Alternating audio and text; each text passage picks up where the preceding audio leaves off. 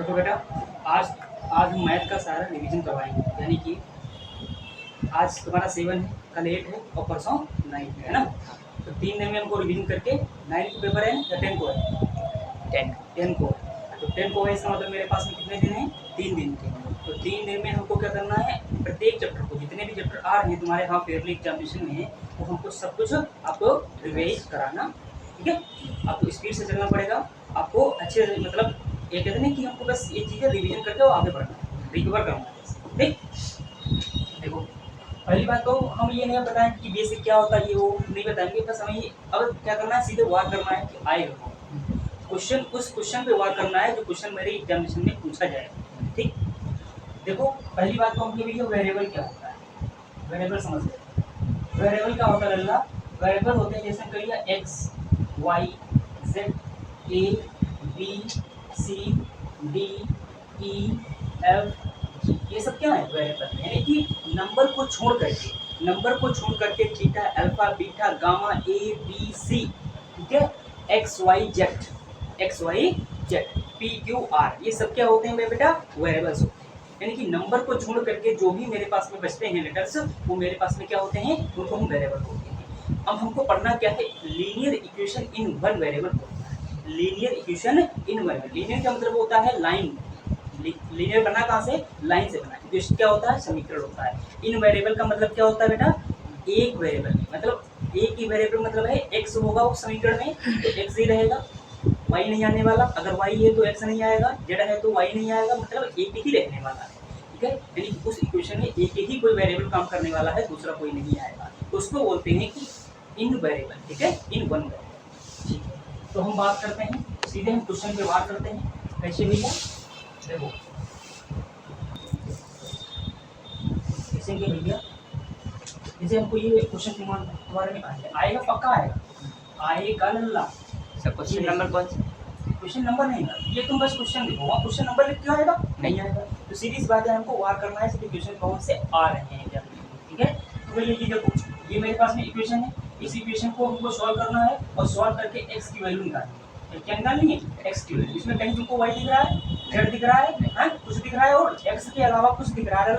नहीं दिख रहा है। जब नहीं दिख रहा है तो x बराबर क्या हो जाएगा, ये 2 इधर जब चेंज करोगे तो माइनस में हो जाएगा, यानी कि 7 माइनस 2 हो जाएगा, यानी बचेगा क्या? 5 बचेगा। बोलो 5 बचेगा, यानी कि मेरे x की वैल्यू क्या आ गई? 5।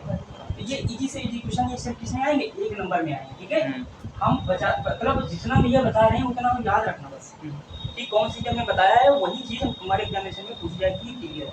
ठीक है, आप देखिए आगे देखो दूसरा कैसे आ सकता है। जैसे हमने भैया ये क्वेश्चन पूछ लिया जाए, x अपॉन का 1 बराबर 7/15। ये मान लो क्वेश्चन आ जाए एग्जामिनेशन में, तो क्या करो, कहीं पे तुमका x के अलावा कोई चीज दिख रही है? लो x के अलावा कोई चीज दिख रही है? y नहीं दिख रही, z नहीं दिख रही। तो भैया इसमें देखो x देखो ना, x 3 जब यहाँ पे हम ये इसको एलसीएम लोगे तो ऊपर यहाँ पे आ जाएगा 3, 1 into 3 करोगे 3 आएगा ना, नीचे पूरे में क्या हो जाएगा?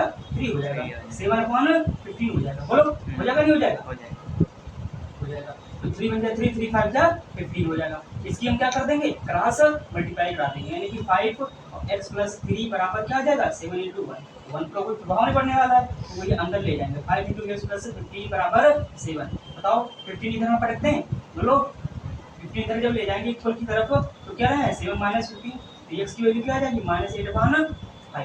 क्यों आ गई? क्योंकि भैया 5 क्या होती है मल्टीप्लिकेशन में, तो नीचे जाएगी तो डिवाइड। बताओ इतनी बात आई समझ में?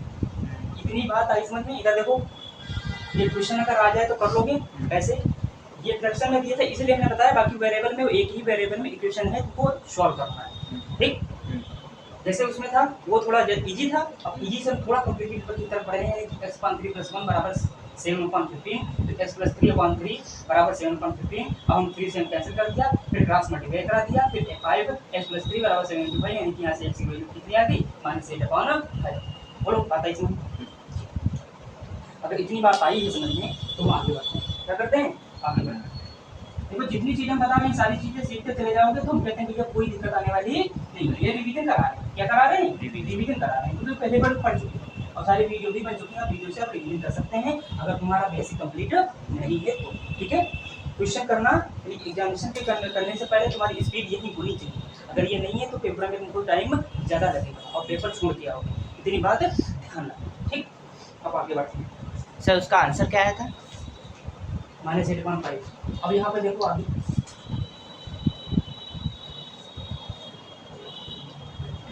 सुपर ऑफर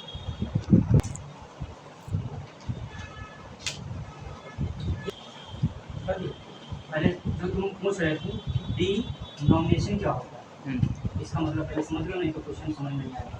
देखो डी मतलब होता है माइनस, डी का मतलब क्या होता है माइनस, यानी कि आप निगेटिव मिला रहे हैं। और नॉमिनल का मतलब होता है, नॉमिनेशन का मतलब होता है किसी का नाम।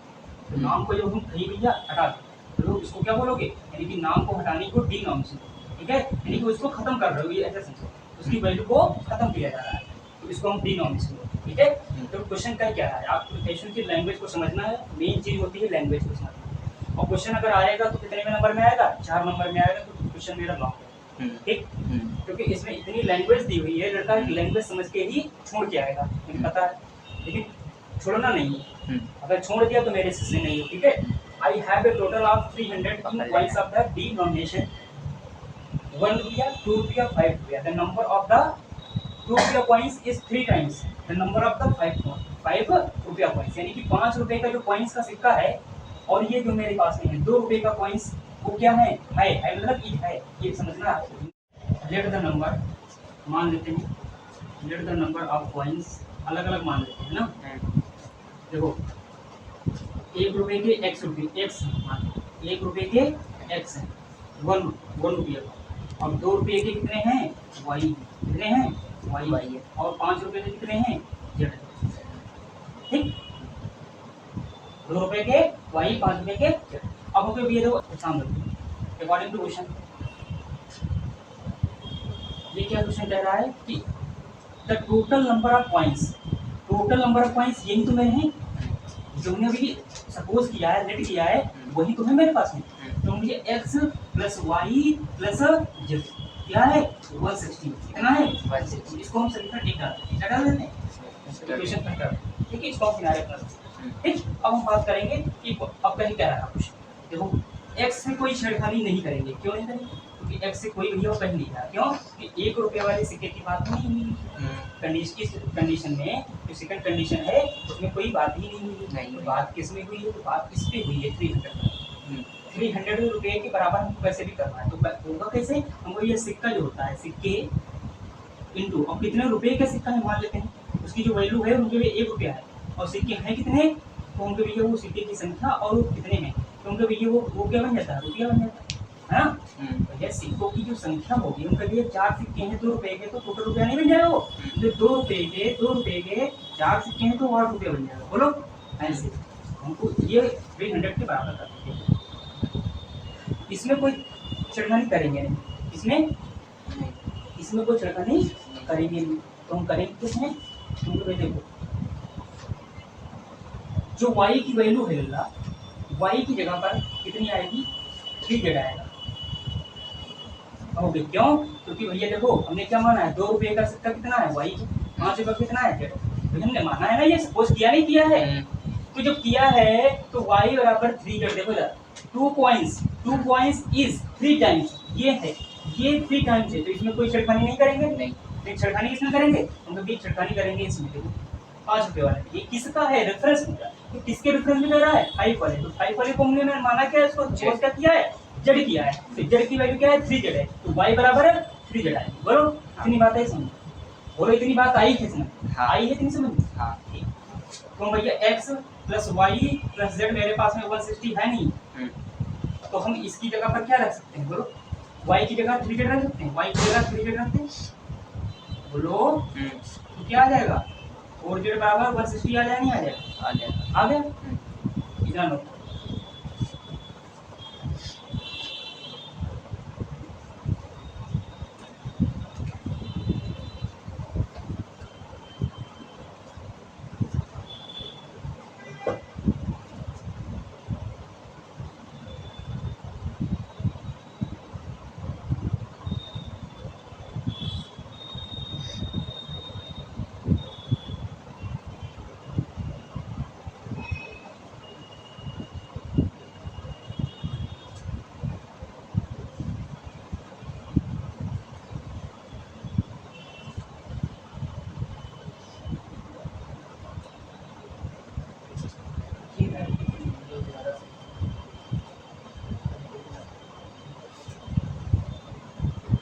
क्वेश्चन थोड़ा टेक्निकली है, थोड़ा सोचना पड़ेगा, ऐसा नहीं हो पाएगा। देखो ये सिक्के वाले क्वेश्चन फंसाते हैं कि इसमें 3-4 कंडीशनरी होती है विद लैंग्वेज, है ना। इतना ध्यान रखना। अब हमको क्या करना है, देखो ये 300 जो दिया है, हमें इस पे काम करना है। तो हम करेंगे क्या, हमको 1 रुपये का सिक्का कितना है, एक रुपये का सिक्का मेरे पास में x है ना, और 2 रुपये के सिक्के कितने हैं, 3z × 2। अभी हमें पता था रुपया कैसे बनता है, हमको ये मेरी क्या है, ये मेरा क्या है, ये सिक्के की संख्या है, और मुझे 2 रुपये का, तो 2 से मैं क्या कर दिया, मल्टीप्लिकेशन करा दिया। तो जो भी आएगा टोटल वो क्या आएगा, वो रुपये में आएगा, बोलो आएगा नहीं आएगा, बोलो आएगा नहीं आएगा, 0 रुपये में, ये भी रुपये में आ जाएगा, क्योंकि 1 का था, मैं 1 से करा दिया, बोलो करा दिया नहीं करा दिया। इसी तरीके से जेड में कितना कराओगे, 5 से करा दोगे, बोलो कराओगे नहीं कराओगे, कराओगे ना, कराएंगे। अगर यही नहीं है ऊपर इस वाले समीकरण से कराते हैं, इस वाले से, इसको छोड़ दो, इस वाले से कराते हैं, तो x × 1 प्लस y की जगह क्या रख सकते हो, 2 × y रख सकते हो, बोलो 2 × y रख सकते हो, क्योंकि 2 रुपये के सिक्के थे ना, और यहाँ पर z की वैल्यू क्या है, देखो z की वैल्यू 5 है, तो 5 × z हो जाएगा, बोलो 1 किसके बराबर है, ये 160 के बराबर है, अभी तो 160 के बराबर है, लेकिन नहीं ये 300 के रुपया है ना, देखो x × 1 क्यों किया, क्योंकि 1 रुपये का सिक्का पहला वाला, 2 रुपये का सिक्का इसलिए 2 किया, और 5 रुपये थे तो 5 कर दिया, उसके बाद में क्या करना है, अब इसको एक में चेंज कर लेना है, क्योंकि ये दिया हुआ y बराबर 3z है, तो y की जगह पर क्या रख देना है, 3z रख देना, तो x की जगह x प्लस y की जगह 3z, 2 × 3z प्लस 5 बराबर 3, बोलो बात आई समझ में, x प्लस 3 × 2 = 6z प्लस का 5z बराबर कितने आ जाएगा, 300, क्योंकि भैया x प्लस 11z आ जाएगा 300 के बराबर, बोलो बात आई समझ में, ये से नहीं कर दूंगा, इसको लिखो सेकंड डिवीजन, ठीक है, या x की वैल्यू यहाँ से निकाल लो तो ज़्यादा सही रहेगा, x की वैल्यू निकाल लो माइनस का 11z, ये डालो, देखो इतनी बात देखो बस।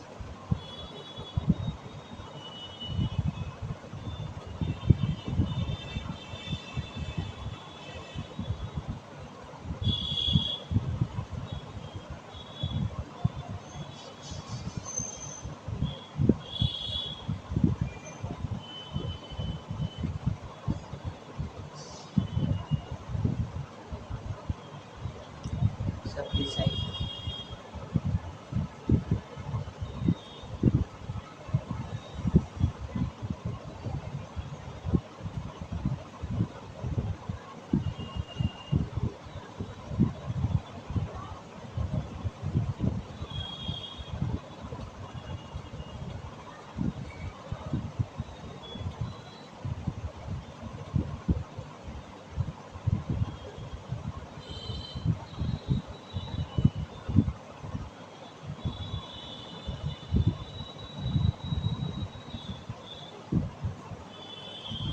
सडन